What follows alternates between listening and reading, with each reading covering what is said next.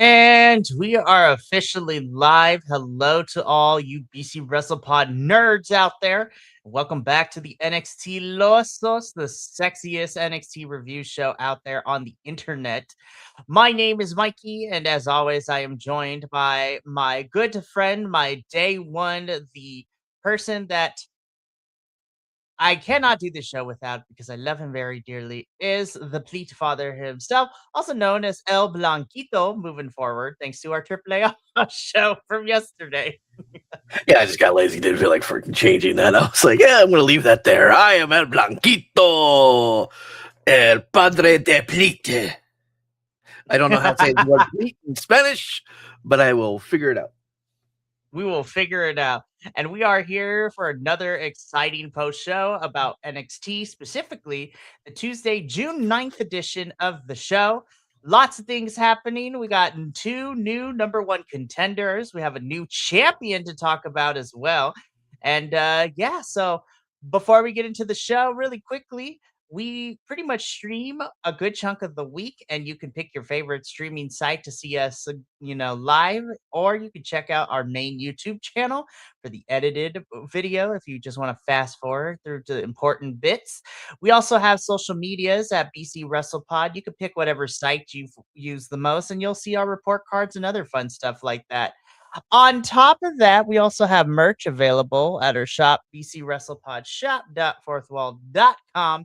And last but certainly not least, we have a coffee bot that's going to help us pay for these pay-per-views over the summer. So July especially is going to be a real tight budget month for us, y'all. But we're going to do it. We're going to make it. And I got plans in the works. We're going to do this. Because your boy doesn't get paid in July. That's what happens when you don't have contract a 12-month contract when you teach. And with that note, folks, please support your teachers, for they struggle very much. Look at Mikey. I know my light just went out. Wait, you're over here. I thought I saw a flash. I was like, wait a second. My light just went out as you were saying that. It is hilarious and it's on brand for us, honestly. But if you feel inclined to donate, the coffee bot will be in the Twitch and the YouTube chat. But there is also no obligation to do so, as we know that times are tough for everybody out here. And your engagement is the next best thing, honestly. And you being here is enough. Alrighty, let's get into this because we do have a lot to talk about. We are 3 weeks out from NXT's next PLE, NXT's Great American Bash, which is set to be. There's just way too much wrestling going on on that particular Sunday because there's like 4 pay-per-views, and I'm just like, good lord. Here's what's funny. The Great American Bash is not a pay-per-view. It is a PLE. It is on the CW network. And from what I am basically understanding, it's going to be at the PC again. Mm-hmm. It's still a PLE in my personal opinion. No, it is. It's at the PC. Right. Because there's no tickets being sold. Every time I look at any of the banner, it says Orlando. So that means that they're not doing it anywhere else outside of the PC. So I'm hype because that means if I can get back into that, your boy's going. He will be. El Blanquito will be in the building once again as he was for Vengeance Day earlier this year. Oh my god, that was so much. Vengeance Day was great. Okay, going to a show is amazing for NXT. It's a great crowd. It's small. It's very intimate. One of the things I like to joke about with one of my local wrestling creators, his name is Fatherless because he doesn't have a dad. That's his tagline. I'm just gonna keep going. And I love the guy. He's great. He always yells at me for some reason. It's like every time I look at his content, he's always yelling. Anyway, I try to pick him out every time that I'm watching NXT and I'm not in person. I'm like, hey, where's Father? Where's that hat? Where's that? There it is. He's usually like right front center at the top of the ring on the left side of the ring at the corner. Because it's the crowd kind of goes like this. You got the entrance that comes out like this. Trying to get in the mid, trying to be nice to the vertical people. There we go. So it comes out like this, and then it kind of goes off at a weird, like 45-degree angle, and then it comes out, and then it wraps around. It's a really good. There's rarely ever bad seat at NXT. I think the worst seats are where they put the handicap people. That might be the worst seats, only because sometimes they are because they're seated on the floor basically. Mm-hmm. So there might be like some weird angles that they can't see. Sometimes I don't know. I never get the opportunity to go over that area. The closest I get is either on that long wall right there at the entrance or right behind Booker T. Mm-hmm. That's literally been my dichotomy. It's like that section area. That's great. I love it. It's fun. I can't wait to go again. I'm excited. I signed up to go on to next Tuesday, so we shall see. We shall see. And with that, let's finally get into the show. Alrighty, so we kick things off this week with NXT with this flipping match. Lord This Almighty, flipping match. I'm upset that I didn't get to see this in person. oh I my missed God, Fraxium 2 weeks in a row. my goodness, this match is already television, like in the contention to be TV matches of the year. Lord Almighty, these four went at it, and it was, oh man, what a great match! Holy crap! So of course you have Fraxium. You have Nathan Frazier and Axiom taking on the team of Moreno and Noam Dar. Lord, this is just great. This is great European fast-paced tag team action because they all have history with each other in the European scene. My God, what a treat. No notes. 0 notes. Great back and forth. I loved it. I think this. Oh, I spilled some water. This was actually a really good match that I absolutely adored. I want to watch it again. Oh, 100%. This was fantastic. Again, I don't have too much. This was definitely easily my match of the entire night, and I'm like, why I got to start out the show though? But Well, man, I had to set the tone, so that is very true. But this was fantastic, and I will say this for a good chunk of the matches this evening, there was some great in-ring action between everybody involved, which I really enjoyed, which is not rare for NXT, but like almost every match hit except for one. But it sets up what the story we're telling, specifically with Saquon Sugars, and we're gonna get to that when we get to there a little bit later in the show. But Fraxium win, hot opening match, hot damn, easily one of my favorite matches in NXT so far this year. And yeah, we are going to see if this still ends up being my favorite match of NXT for the year as we continue on. But great stuff. After this match, though, we get into our first of many backstage segments. There was a lot of pre-tapes and backstage segments this episode. So we gonna try to do our best. So Ren Sinclair is here with her bestie, Kendall Gray, and Ren wants to get started with this Wibbits Speed Championship tournament to see who she will face next. And then Lola Vice comes in, our NXT Women's Champion and one half of the AAA Mixed Tag Team Champions, which prompts Ren to leave because she knows that Kendall and Lola got some stuff to talk about. Lola says that she is rooting for Kendall and she hopes that she takes care of Kalani Jordan later on in their match, and that what happened last week she didn't mean for it to happen. And Kendall Gray tells Lola to save it because she's not interested in hearing it, and she will see her at the Great American Bash. So Kendall got a little bit of some spiciness to her after getting back fit handed by Lola accidentally last week, and I'm like, okay. Be like, Kendall's got that motivation to head into her match a little bit later in the show. So I'm like, all right, let's see how this turns out and who ends up becoming number one contendership. Spoiler alert, it's Kendall Gray, but we'll talk about like the play by play in the match a little bit later when we get there. Yes, which is, well, first let's talk about this though. This is part one of this NXT Mr. NXT. So I gotta set the scene because this is insane. I try to put these in the places if I remember. Again, I was also watching this late at night and doing lots of other things. So my order of things might be different. But really quickly, we need to introduce our judging panel for the Mr. NXT pageant. Of course, this involves comedian Matt Wilson, I believe is his last name. I forgot. I think it's like, I think it's like Matt Wilson or Mike Wilson, something like that. I He's know it's Matt Wilson. I know it's Matt. I don't know if his last name is Wilson. But anyways, we got comedian Matt Wilson, SmackDown superstar extraordinaire Kit Wilson, and of course our WWE Evolve champion Aaron Rourke. Love Aaron. He's fantastic. Love him. He's great. I loved Aaron and I loved Kit. I thought bringing Kit in for this was just perfect.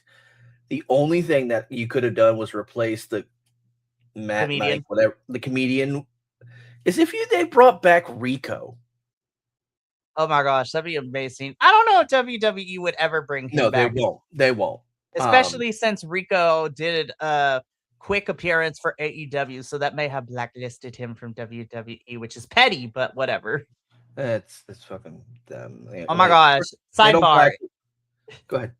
Sidebar. If y'all haven't seen Rico's interview with Chris Van Vliet, it is awesome and insightful. As always. That was my next step. That was literally where I was going.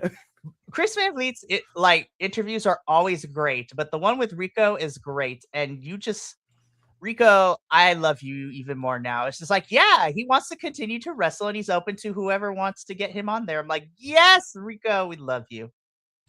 He was phenomenal. I think that would be if he's ready. If they brought him back, this would have been a perfect opportunity. But having Kit there, it was like icing on the cake. It was perfect, and I like how this segment and the next one for it, it's all done in front of like the rest of the locker room.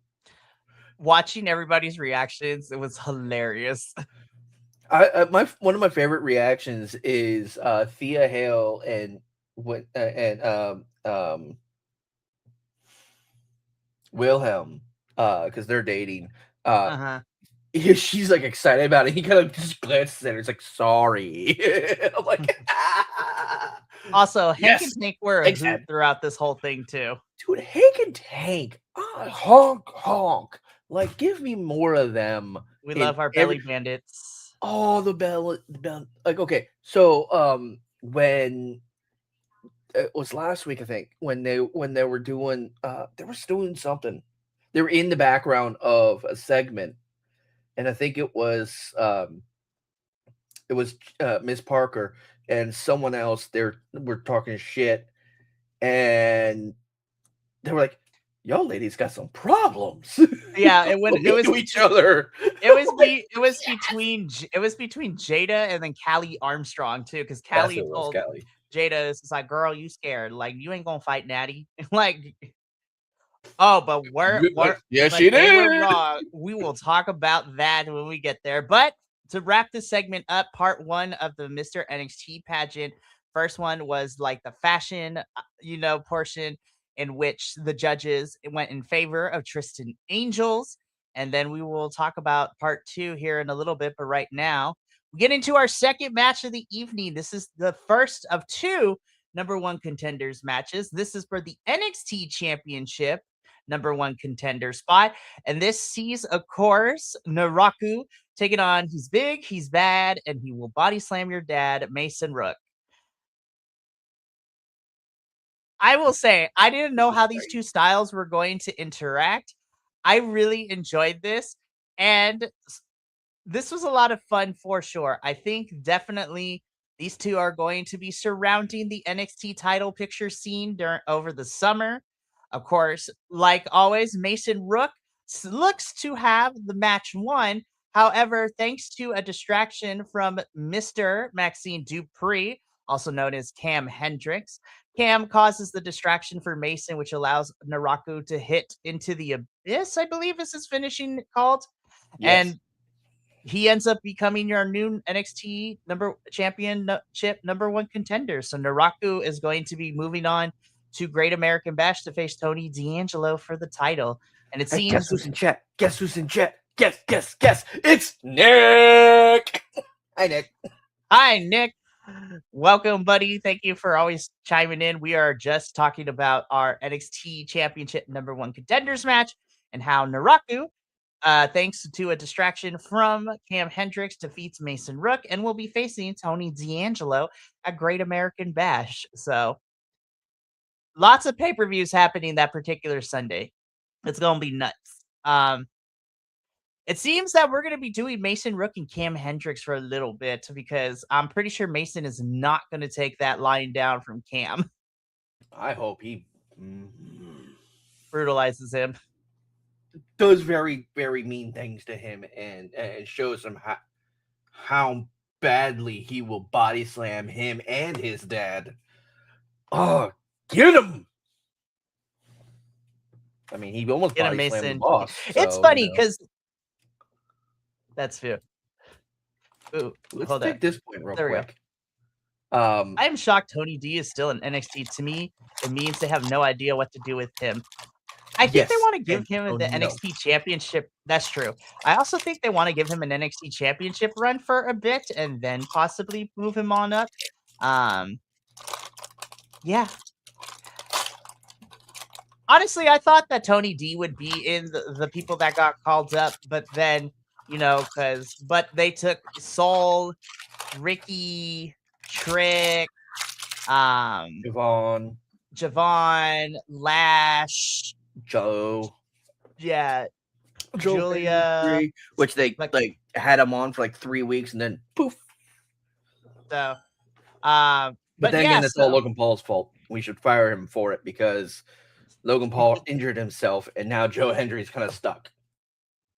He kind of is. He should be fighting Austin Theory. It'd be fantastic. But anywho, yeah, we're probably going to get Mason Rook and Cam Hendricks feuding for a little bit for a couple of weeks. Naraku is moving on to Great American Bash, and we're going to talk about him a little bit later because Naraku was popping up in different segments throughout the show.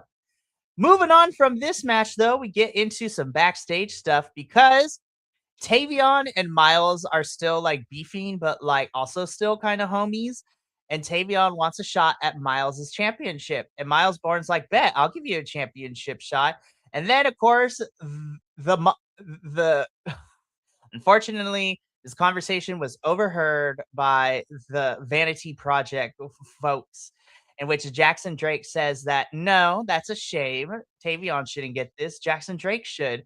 And so Miles is like, okay, bet. You two can fight it out next week, and the winner will face me at Great American Bash for the title. I'm like, I smell a plot. I think Jackson Drake is probably winning next week, but who knows? This is going to be interesting. Because that would, it's not nothing against Jackson Drake. Well, it's everything. Hold on, pausing my thought process. You're funny. I like you. Moving on. And it's a good joke there, Nick. But you're trying to throw me off, and I'm not going to let you this time. Not that I don't like Jackson Drake. He's a good wrestler. He plays his character very well. I just want to see our boy win. Like I feel like he's a slump. Like I think that there's going to be some shenanigans in this match, one way or another. I'm going to ignore Nick for like 5 minutes. Right. Anywho,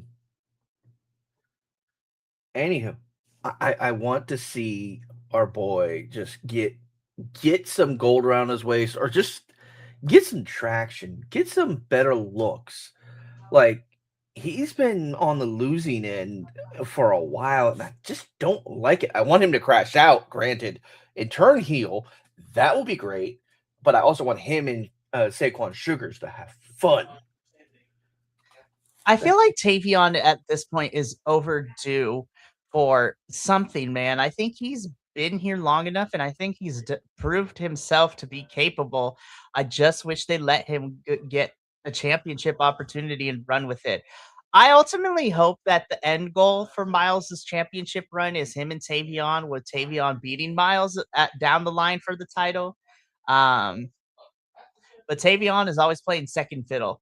I don't think he necessarily needs to turn heel, but I do think that he needs to be pushed towards a championship run in some capacity. So here's hoping that by the end of summer or the end of this year, Tavion will finally be able to become champion, because I think he's fantastic. Anyways, we keep this going though, because we get into our second number one contenders match of the evening, this time for the NXT Women's Championship. Kendall Gray versus Kalani Jordan. Winner will face Lola Vice for the NXT Women's Championship at Great American Bash.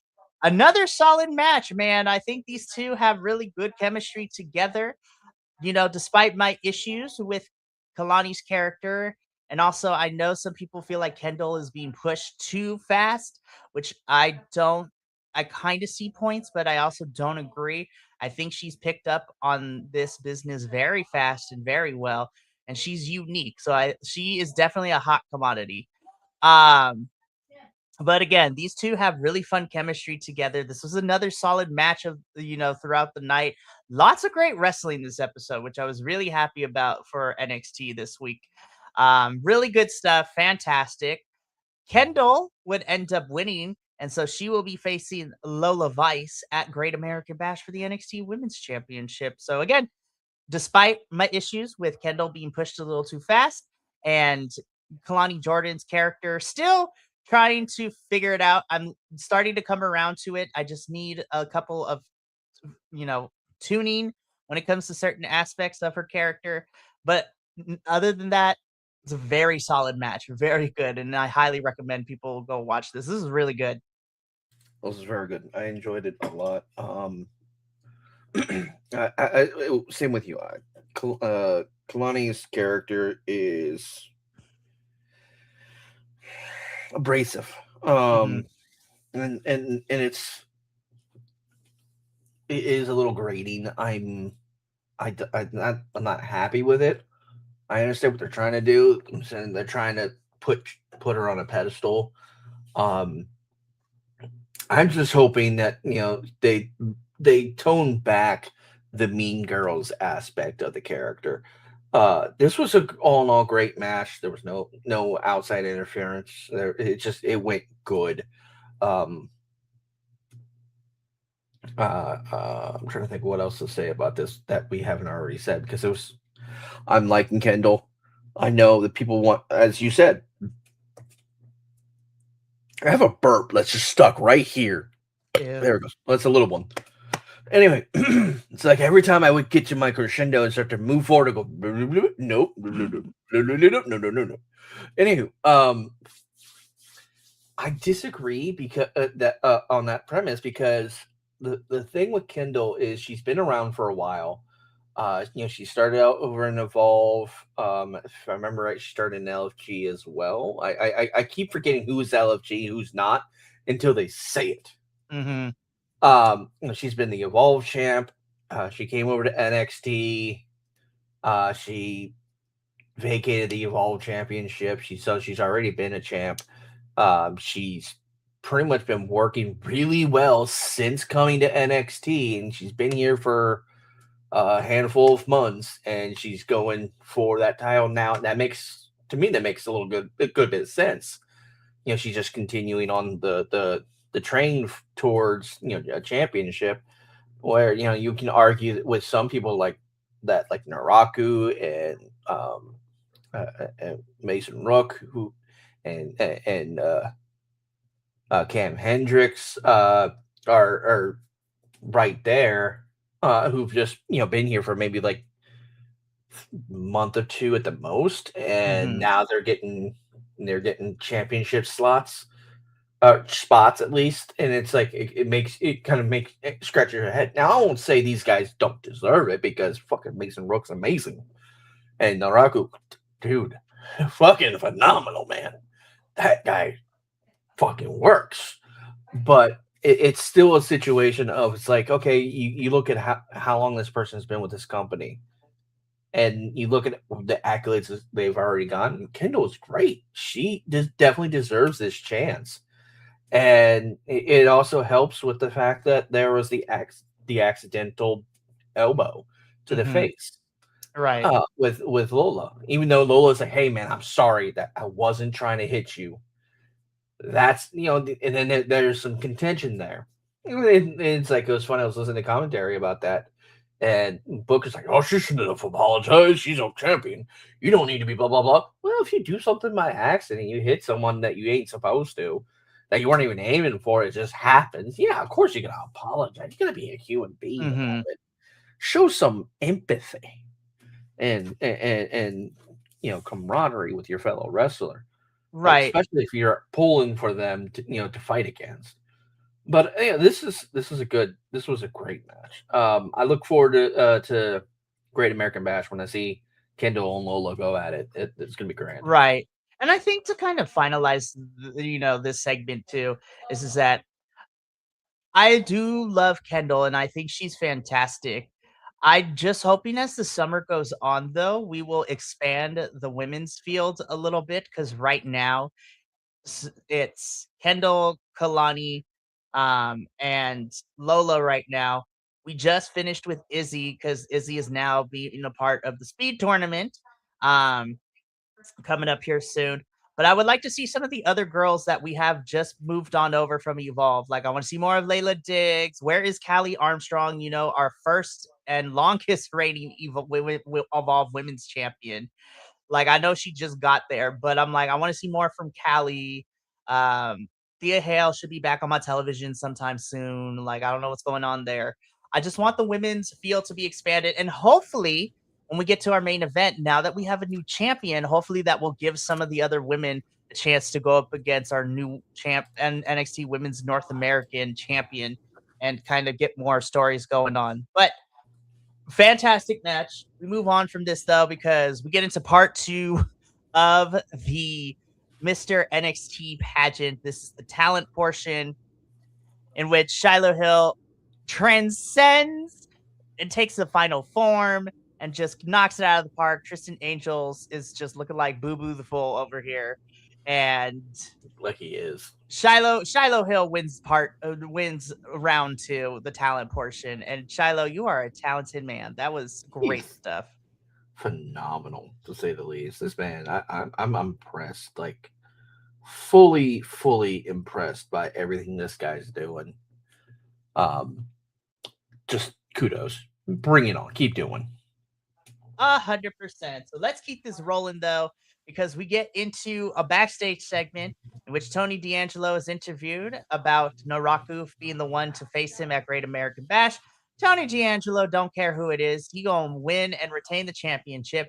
Naraku comes on over, just gives Tony D'Angelo a little parting gift, bows and leaves. And so I'm like, ooh, we playing games now. And Naraku has called a meeting with Tony D'Angelo next week in the ring. So we're going to see how this goes. Very interesting stuff. But again, because Naraku is the number one contender, it's got, we're going to talk about it a little bit, but it's got some other people feeling some sort of way. But right now, we talk about our match between Dion Lennox and Jasper Troy. Again, Dion gets the win here against Jasper. This match was made after Dark State jumped Jasper and destroyed Mr. Stone's office and used his office furniture to attack and brutalize and bury Jasper in the rubble. And so this match happened. Now, Dion does end up getting the win here, but during the match, though, especially afterwards, too, we get a pre-tape video of Saquon, causing a little bit of a stir and a distraction. And at the end of the match, as Dion is celebrating, the video starts to like it. At first, I thought it was a production issue, but then they got me because it's like it looped at certain points, and Dion's like, "What is happening?" And he was distracted long enough for Saquon to jump the barricade, attack Osiris with the bat, and then jump back into the crowd as Dion is chasing him out. Saquon is a vigilante, y'all, and I'm here for Saquon Sugars. This was a good. There we go. This was really good.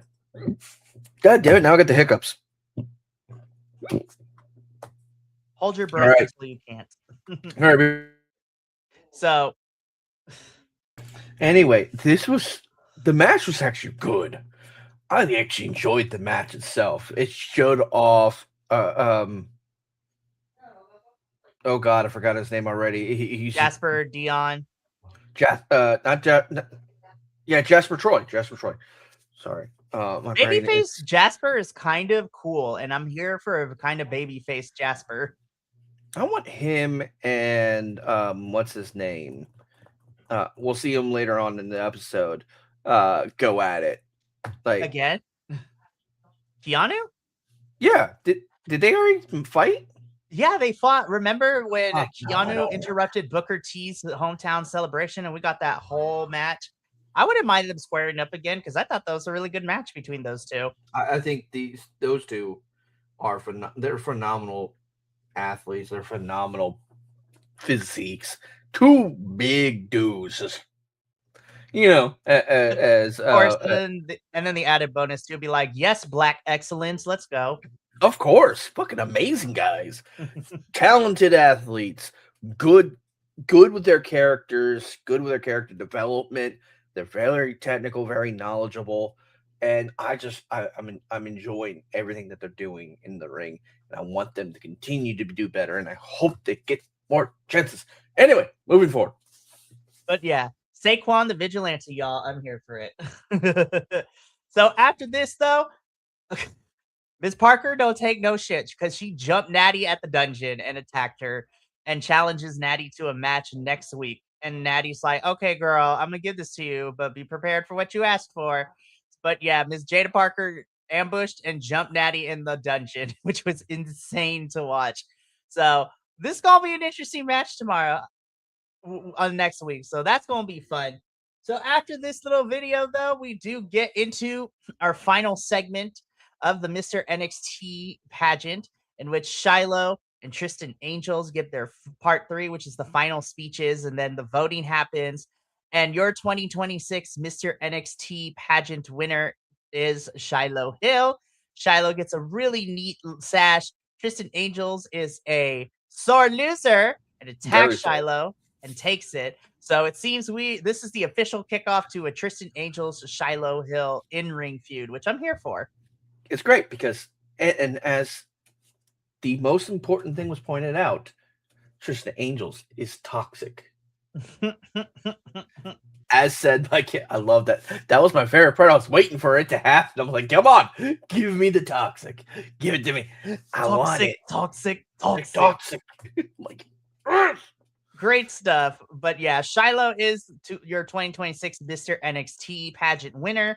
But for me, this also going to set up a proper in-ring feud between the two, which is going to be fun. And I see something happening between these two for a Great American Bash. So some good times are ahead for sure. Alrighty, Kelts, let's get this into it. Keanu Carver was not happy about all these guys jumping the line for an NXT championship shot. Naraku and Keanu Carver face off a little bit. Keanu Carver tells Mr. Stone what's next for him, and Stone tells Keanu that he will give him an answer next week. So we're going to find out what's in store for Keanu Carver next week. And I'm like, all right, I see you, Keanu. And I'm like, you know what? Not going to lie. You have a little bit of a point too. I was just like, all the new guys came in and just started to jump in the line, so to speak. Now, granted that, like kayfabe wise, these are big international established stars across the seas already. And Keanu, we're just starting out, in wrestling wise, because you are athlete turned wrestler. But I see your point, but I'm excited to see what Stone has for Keanu next week, man. I'm not gonna lie. It's gonna be very interesting. As you said, okay, so I didn't like Keanu's character initially, but they are fine tuning it and they are developing it better. I truly think what really turned it around for me was that interview that he did with the same person who did the OTM interview a couple weeks back. Yeah, because that made me like. That's what made me really like Keanu. I'm like, all right, Keanu, you won me over with that one. He softened the edges a little with still having the sharpness, and he tried to personalize it a little bit more. He's like, and it's not just angry black men; it's I'm angry. I want my shot. Give it to me, or I'm going to take it. And it's a lot. It's a lot less um, hostile. He's willing to, he is here to put in the work, and he wants what's his by putting in the work. And at the same time, he's like, oh, these people gonna jump ahead of me and they haven't been putting in the work. Nah, that don't sit right. Or they barely just got here. They haven't done too much of the work yet. So why are they getting shots? But again, I'm hoping whatever Stone has for Keanu is something of substance, because I do want to see Keanu start to be elevated and given something proper to sink his teeth into. Because he's had some pretty good stuff here and there in terms of short term, but I'm looking for a little bit of a long term summer feud, at least for Keanu, or a program that involves him. So Stone, don't mess this up. We're gonna see how this turns out next week. Just to let y'all know, next week's card is going to be very fun, in my personal opinion. Of course, we have the face-to-face between Tony D'Angelo and Naraku. We have a number one contendership match for the NXT North American Championship. Jackson Drake versus Tavion Heights. Winner will go face Miles at Great American Bash. We also begin the Women's Speed Championship tournament to see how that goes and who's going to be the next opponent for Ren Sinclair. And then we're also getting Natty versus Miss Jada Parker in NXT next week. I was like, yes, I'm here for this. I'm here for it too, because it gives Natty some time on the screen, because she's practically just been doing like LFG and behind the scenes stuff. She's not really for at least from what I can tell. She hasn't been utilized on main roster for a while now, and I'm like, I don't understand why. Natty, I think, is great, but I'm happy to see her here in NXT, and I think her and Jada are gonna have a good match next week. Oh, I think it'll be fabulous. I'm really excited. And if this turns into a partnership between Natty and Jada, where Natty mentors Jada, that would be even better. Give her that on-screen characters killer's edge, if you will. So next week is going to be a lot of fun as we get inch ever so closely to Great American Bash. But right now, let's get into the main event of NXT this week, the NXT Women's North American Championship match. Challenger Zarya versus champion Tatum Paxley in her cosplay of Rouge the Bat from the Sonic the Hedgehog franchise. And it was beautiful and cutesy and adorable. My God, this is also another amazing. Yeah, my God, this was another great match between these This was just fucking bell to bell. Fucking Tatum did a freaking coast to coast. Shoot, she continues to impress me with how much new stuff she's able to pull out of her bag. And also, Zarya, girl, we love you. I love you, Zarya. You are also fantastic. Big fan over here. Man, this was some great stuff. And after an F5 on the outside to a spear and an F5 in the ring, your winner and new Women's North American champion, Zarya. Zarya about to go destroy this locker room, and I'm here for it. I am as well. I'm excited for it. I look forward to what's going to happen. Rumor is that now that she's lost the American title, they're bringing Tatum up to main roster, possibly.